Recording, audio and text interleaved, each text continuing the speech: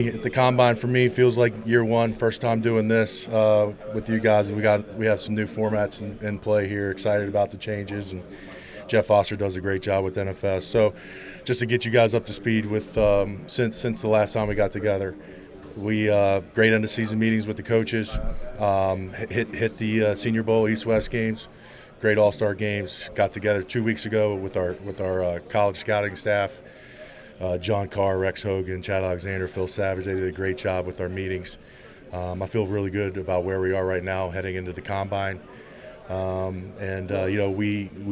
had our coaches finish their unrestricted free agent evaluations. So the plan is to get with them after the combine and we'll get our plan together. And now's the time. We know we have a lot of work to do. Feel like we can hit the ground running with the timing of my hire and postseason. Really feel good about where we are. And now it's just being aggressive, making smart decisions, and being opportunistic, and trying to improve this roster the best way we can. So that's it. I'll open it up for questions. Yeah. So Jamal is an unbelievable player, as we talked about at the end of season meeting. We're excited. We're excited about Jamal. The plan is for Jamal to be a Jet for life. We've had some preliminary talks with his agent. I'm not going to get into the specifics of that, but again, the plan is for Jamal to be here a long time.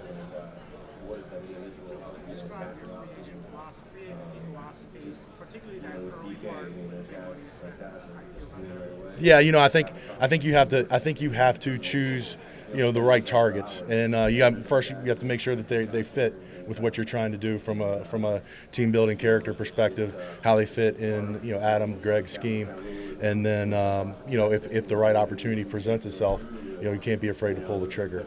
We're going to have different tiers of free agents, and what money that they're gonna make, but it's going to be important for us to choose the right person. Look, you guys know how I feel about the offensive line. It's hard to have a good team without one. And right now, as it stands, we only have one opening day starter coming back under contract, in Brian Winters. Everyone else is a unrestricted free agent. So, we're at 21 UFAs and 3 RFAs. So we have to improve not only offensive line but many other positions.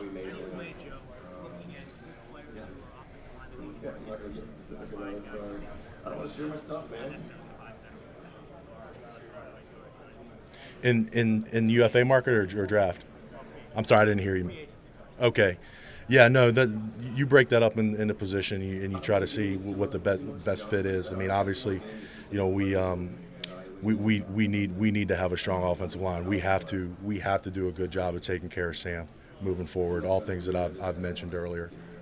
Joe, do you anticipate Robbie Anderson hitting free agency, getting the open market?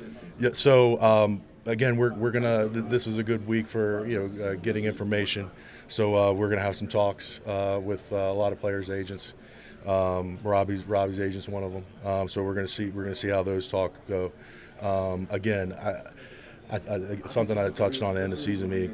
Couldn't be more proud of the way Robbie handled himself this season, with all the adversity that hit in the beginning of the season, going 1-7, Sam being sick, and then him just sticking to it and never an ounce of wavering and finish the season strong. So Robbie's a great player. Why do you think Le'Veon Bell's play declined when he was at the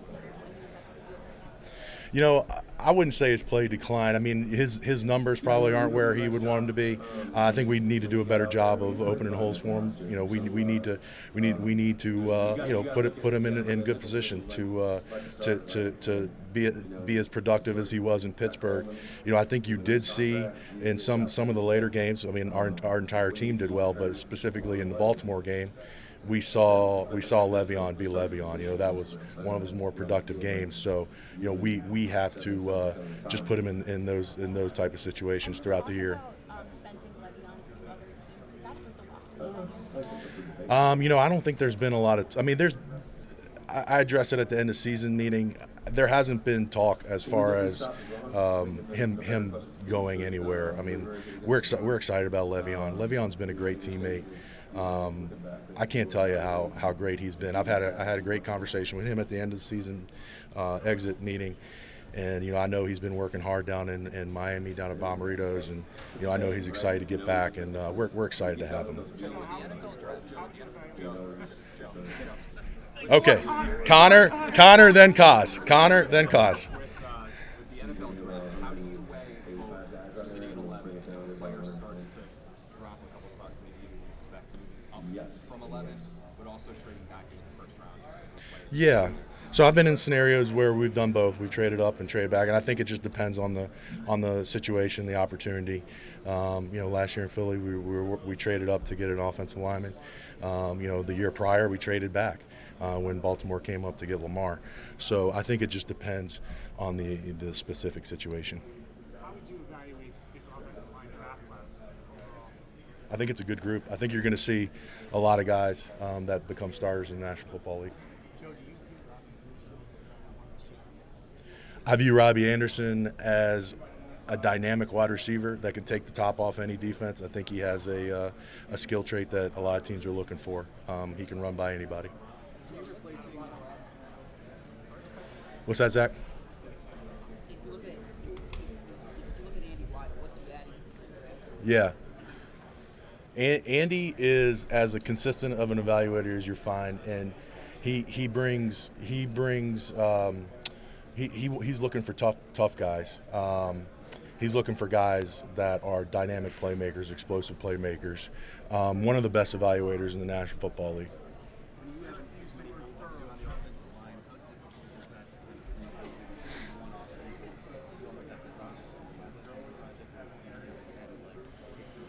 Well, you guys have heard me talk about avenues. I mean, we've got a few different avenues to try to attack this, right? UFA, draft, trades. So we're gonna look at every scenario. This is a good week where we try to gather as much information as we can from the players that are here, from other teams that are here, and just put our off-season plan together. How do you value a high player versus a high ceiling, perhaps lower? High floor, low ceiling. I mean, those are terms we talk about in draft rooms. I mean, we're looking for the best player for the New York Jets. You guys have heard, I've said it over and over again, the type of person we're looking for, but also explosive, dynamic playmakers. Quincy and Newmore health-wise? Yeah, so Quincy's been rehabbing. He is actually working hard, working out in our facility last week, and we are excited.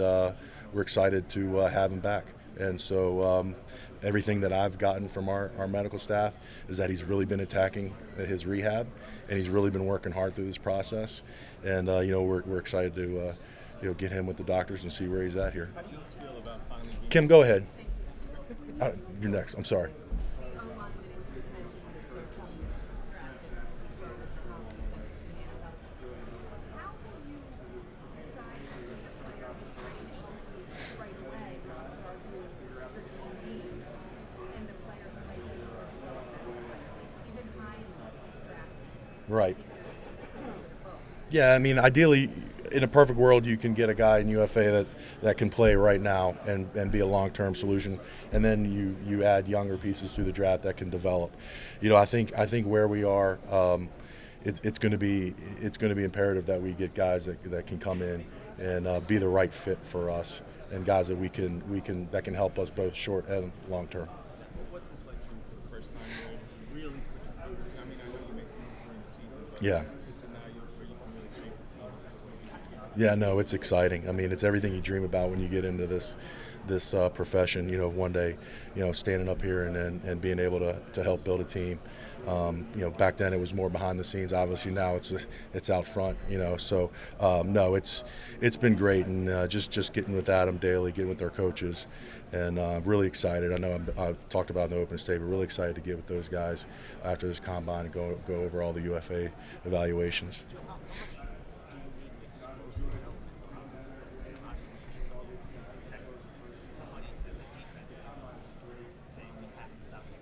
Yeah, well, I think you saw that in the two teams that competed in the Super Bowl this year, how many explosive players that they had on both sides of the ball. So look, I mean, everybody's trying to get bigger, faster, smarter, tougher. So we need explosive guys. We need explosive, dynamic playmakers. All right, who am I going? All right. Just follow up with Quincy. From talking to them, was it your opinion that he don't play? Is it their opinion? I was just saying, I don't have an. What they convey to you, does he Right. have a chance to play football again? No, we're hopeful. We're hopeful, and Quincy has, like I said, Quincy has attacked this rehab, and I've been so impressed with the way that he's really handled himself. Again, just seeing him in the building the last few weeks, I know how hard he's working. So, but I also know that doctor appointment is going to be big for him. What's the biggest thing you took from Ozzie and how he approached free agency and all the years ago? Ozzy's consistent. Ozzy's patient. Ozzy is not going to get wrapped up in emotions when he's making decisions. He's not going to get wrapped up in perceived needs. He's going to do what's best for the team, short and long term. I'll never compare myself to Ozzie Newsome. Ozzie Newsome should be in the Hall of Fame twice as a player and a GM. But being around him for 15 years was a true joy, and I'm very blessed to have done it. Joe, with this receiving class, do you believe that it's deep enough where you're going to have day one contributors in the second round, potentially third round receivers? Yeah, you probably heard every GM and coach talk about this wide receiver class. It's a good one. Just watching them go across the stage. I mean, there's a lot of talented players, and so, we see how much the pass game affects the National Football League. So, we do feel good about this group. We're going through our processes. We're talking to a lot of guys here. We talked to a lot of guys at the Senior Bowl, and we'll continue our processes, getting to know these guys the best we can. But there are some really good wide receivers in this class. So you talk about the strength of the offensive line. How many guys do you view in this class kind of at the top that would be worthy of those top 15 selections? Yeah, I mean, I'm not going to get into specifics, but I can tell you that there are quite a few guys who kind of fit the mold of what we're looking for.